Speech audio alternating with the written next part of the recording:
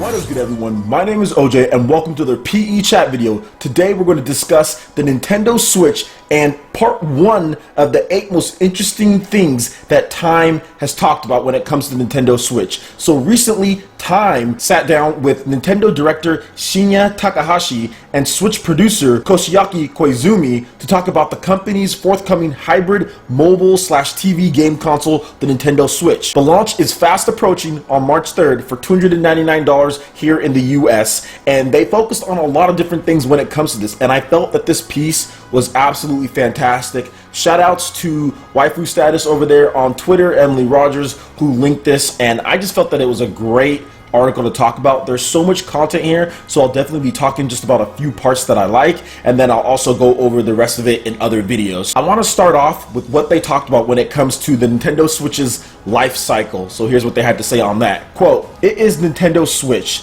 so maybe we'll switch it up," jokes Takahashi, responding to a question about whether Switch's life cycle will resemble more of the company's TV consoles, completely new ideas at 5-year-plus intervals, or the handhelds, subtle changes every few years. Certainly, we've designed Nintendo Switch in a way that it can be used by consumers in a way that best suits them. I think we may see that people who have bought a Nintendo home console in the past, traditionally, they may treat Switch like a home console and buy it and use it for a long period of time. Whereas people who have been traditionally Nintendo handheld gamers, they may buy Nintendo Switch and then, for example, if a new version were to come out later, then maybe they would decide to upgrade that.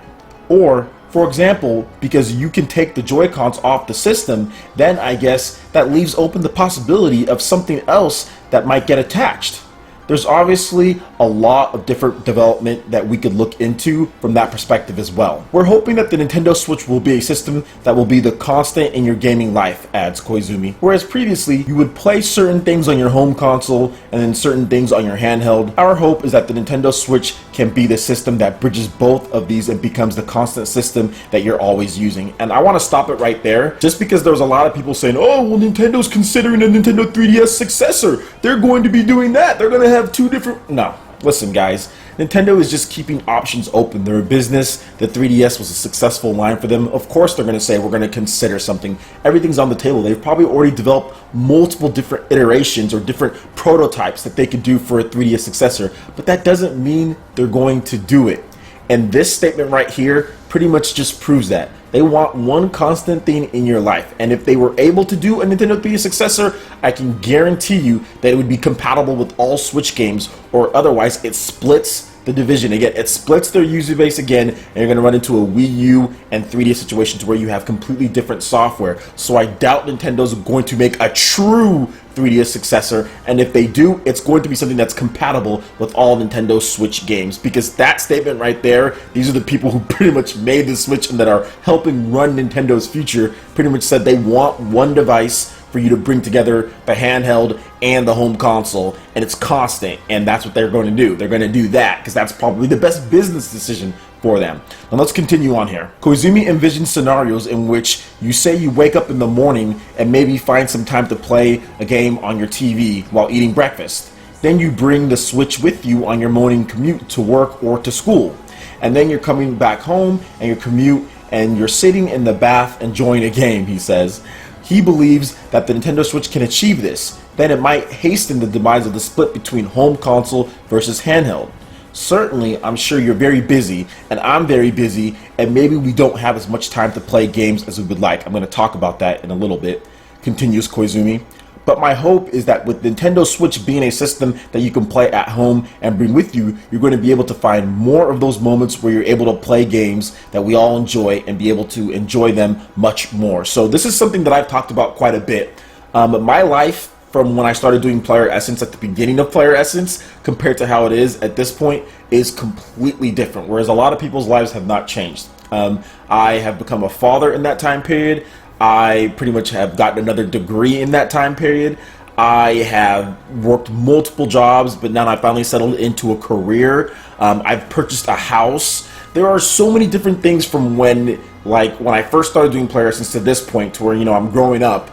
And there's so many more things that demand my time, especially my family, my daughter, working out at the gym. There's so many different things, and this is what I love about what he said and why I'm really looking forward to the Nintendo Switch. I can take it anywhere I want. I can find the time to play games on the lunch breaks or on my mini breaks that I do have, because when I'm at home I just don't have enough time to play games like I used to be able to play games back in 2011, 2012 when I was a kid. I have to create content for you guys, taking care of my family. I'm at work pretty much all day from 7 a.m. to freaking 6 p.m. I'm at work. So this really kind of speaks to the gamer that I am at this point. He says that, hey, we're all really busy. Hey, I'm certainly, you're busy. You know, I'm busy, but this system can give us more time. We can find more time because we can play it anywhere. And the screen is absolutely beautiful, unlike the Wii U screen, which wasn't HD and you couldn't take it everywhere you want. This one, you can take it anywhere and the screen is absolutely beautiful. I'm not sure if you're losing much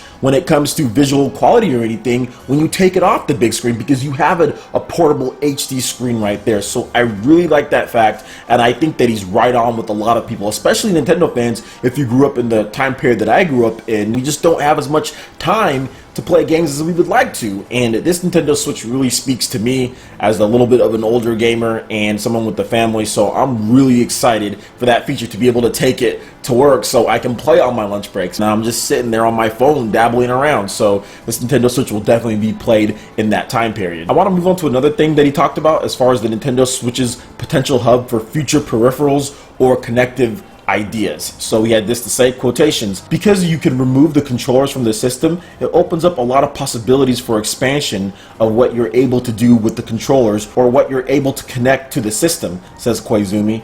I'm sure a lot of people have a lot of different ideas about what might potentially get connected to the system, and perhaps suddenly one day we'll just pop up and say, hey, now there's this. Though I can't give you any examples of that right now. So this is really interesting. I think they could potentially have another version of the Nintendo Switch, and I'm going to go ahead and call that right now. And at this point, they're definitely going to have an upgraded version as the times go on, and you pretty much just keep your Joy-Cons and you just slide them in to the next new system. And Nintendo could potentially even make that system cheaper by just saying, hey, there's a Nintendo Switch out there without the Joy-Cons. You don't get the Joy-Cons there, you just get the tablet device, and it's more powerful, and you just slide on your Joy-Cons that you already have. You can buy some used Joy-Cons, whatever the case is, and you can play. Or let's just say you want a Pro Controller. You can just buy a Pro Controller, and you get a dock in there, and you just put the dock, you have your Pro Controller. So there's various different things that Nintendo could do as far as system upgrades, peripherals, different types of Joy-Cons that you can slide. I mean, there's just so much stuff that they can do, and I think that's also really fascinating and interesting about the Nintendo Switch. There's a lot of different possibilities to where this system can go in the future, and I like the fact that they're pretty much hinting at that, and they're kind of saying, hey, well, you know, there's a lot of different things that you can slide on there as far as peripherals go. I think we're going to see some of those definitely within the next year or so, especially something like at E3 or maybe their own Nintendo Direct. Maybe we get GameCube type Joy-Con accessories slipped on there. I know there was some mock-ups of that, so I think it would be really fun, and I think that Nintendo has a lot of room to move around with this system. Unlike with the Nintendo Wii U, they were pretty much stuck putting that gamepad in there because it costs so much to manufacture. Not so much with the Nintendo Switch. Alright, and the last thing that I want to talk about is actually something that's really important, and that was how Takahashi and Koizumi wooed third-party developers personally. So here's what they had to say on the matter. Quote, the two of us have met with a large number of third-party developers directly and done our Nintendo Switch presentation to them face-to-face directly, says Koizumi. There were many overseas developers who we presented the system to who were very happy to see it. We did a number of these presentations last year, and we were actually pretty nervous doing them because we didn't know how the overseas developers were going to respond to it, adds Takahashi. And in each presentation, one of the last things that we showed was 1-2 Switch, a Nintendo-developed party game that makes use of the removable controllers, advanced rumble feedback, and motion controls. Takahashi says 1-2 Switch turned out to be the peak of their joy in playing the system. Then adds, it's also funny to watch these middle-aged guys dancing as they play. There's a couple interesting things about this passage. He says the last thing that they showed was 1-2 Switch. So Nintendo was probably showing off obviously the features, technical specifications, what the system can do, and everything like that, and then showed off 1-2 Switch when it came to the advanced rumble, when it came to the type of possibilities or games that can come to Nintendo Switch. And I think with the versatility portability of the system, I think it goes to show if these middle-aged guys were up and dancing and stuff, I think it just goes to show you that this system can be played in many different ways, and if you get it in front of someone, that was going to be the best selling point or the best advertising that Nintendo can do. The fact that this system is portable is going to be the best selling point for third parties, because here's what Nintendo's going to do, and I think this is what they're trying to do.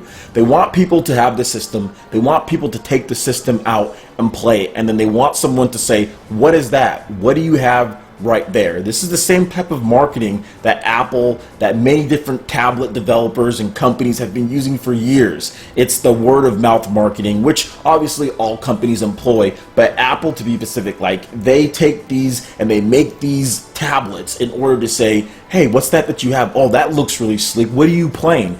And Nintendo is in a position to have that, as far as that mind share, over Microsoft and Sony, because their system is portable. The PS Vita is obviously dead. Smartphones and tablets have taken over. But this system, as far as the type of content that's coming to it, what you can do with it, it breeds a whole new type of experience that you don't see with the home console, that you don't see with the type of graphics that you'll see on a home console. So that same experience that you would get, a big Mario, a big Zelda, heck, Steep, there are third-party games, Dragon Ball Xenoverse, you're taking that experience and you'll be able to take it anywhere you can go, anywhere at all. And I think once someone else sees that, then that can be the driving point for them to go pick one up. So developing games like 1-2 Switch for like a party type of game or things like that, and only just one of them, not a bunch, but one that really makes use of that, was very important. And I think that's the reason why some of these third-party developers were really like happy about that. If the system becomes very popular, these are the different types of applications that we can do. But just like the Wii, you can bring unique applications to this device in addition to core and still make great sales. Despite what the people like to say about the Wii or whatever the case was,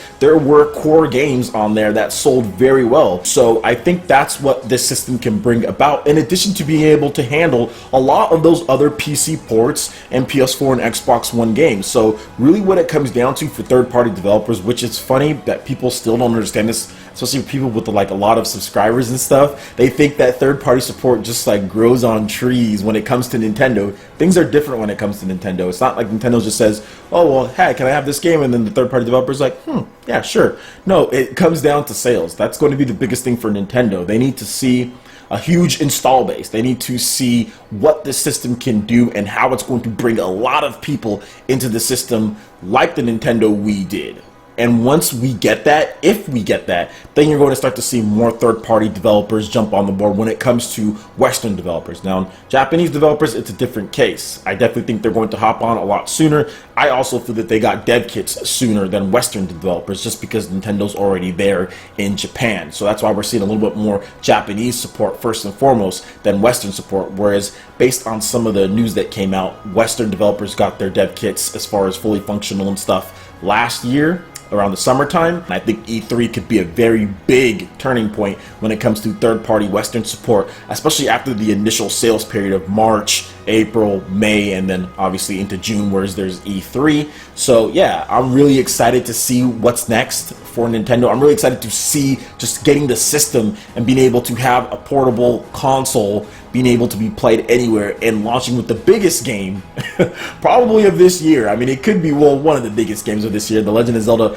Breath of the Wild. I think it's going to be a fantastic experience. And I will get back to this article. There's some more stuff. If you want to read the rest of it, you can definitely check it out in the description below. I'll also be giving my thoughts on some of the other stuff because I think it's a very good, well-written piece, and I'm really looking forward to seeing what Nintendo offers when it comes to the full package of the Nintendo Switch. Hopefully Nintendo Direct sometime soon, because the system's launching and we still need more details. Alright guys, that wraps it up for this video here. Go ahead and hit that like button if you did like it. Let me know you guys want more content like this going forward in the future, and subscribe to PlayerEssence for more news, reviews, trailers, tips and tricks, and everything in gaming. Thank you so much for watching, and we'll see you guys for the next video. Peace!